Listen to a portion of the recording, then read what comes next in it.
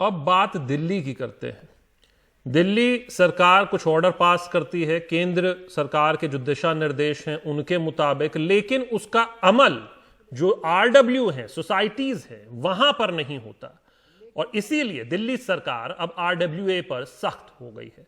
दिल्ली सरकार को जानकारी यही मिली है, जैसा कि हमने आपको बताया, कि आरडब्ल्यूए ने अपने मुताबिक नियम बनाए हुए हैं और इसी को देखते हुए सभी डीएम, डीसीपी, इनको आदेश दिया गया है कि जो नियम है उनका सख्ती से पालन करवाया जाए। आरडब्ल्यूए के अपने नियम मायने नहीं रखेंगे।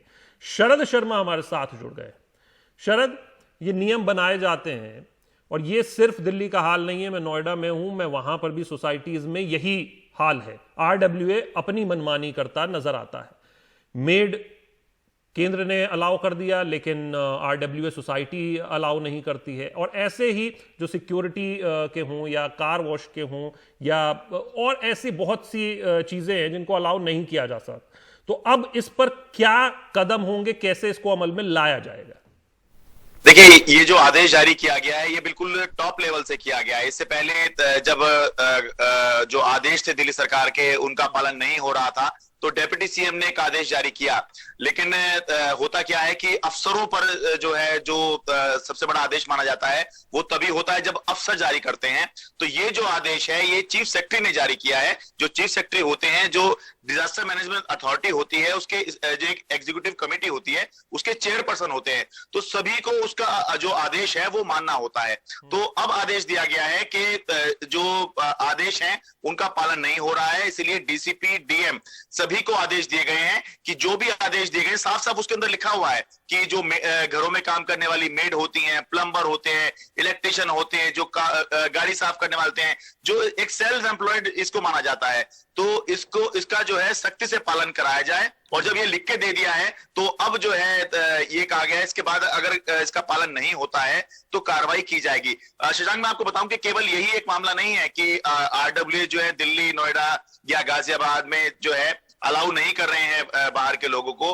मामला ये भी आ रहा है कि जो डीएम और डीसीपी हैं, यानी कि पुलिस के लेवल पे जो स्थिति होती है वो भी इतनी ऐसी है कि एक सज्जन मुझे शाहदरा में मिले, उन्होंने मुझे कहा कि उनका मेडिकल इक्विपमेंट्स का काम है, उनको फैक्ट्री तो खोलने की इजाजत है, लेकिन इस बात की इजाजत उनको नहीं है कि कोई ट्रक उनके यहाँ कच्चा माल लेके आए और उनकी फैक्ट्री में अनलोड हो। मैंने उनसे पूछा क्या समस्या है, क्या मना कर रहा है कोई? उन्होंने कहा कि मना कोई नहीं कर रहा है, लेकिन मुझे कहा जा रहा है कि आप जाके परमिशन लेके आइए। तो एक तरह का लाइसेंस राज की भी बात जो है इस समय दिखाई दे रही है।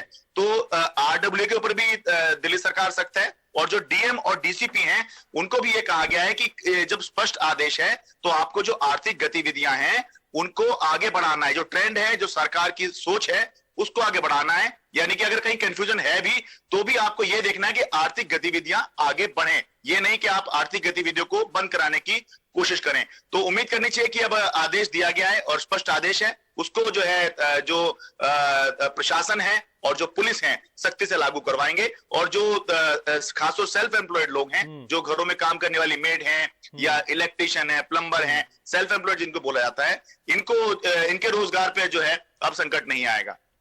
उम्मीद करते हैं शरद, इनको पास बनवाने की अलग से जरूरत ना पड़ जाए, क्योंकि जिस चीज़ की ऑलरेडी अनुमति है उसके लिए कहाँ से अलग से परमिशन लेने जाएंगे और कौन कैसे देगा, ये भी एक अहम उदाहरण आपने दिया। शुक्रिया शरद।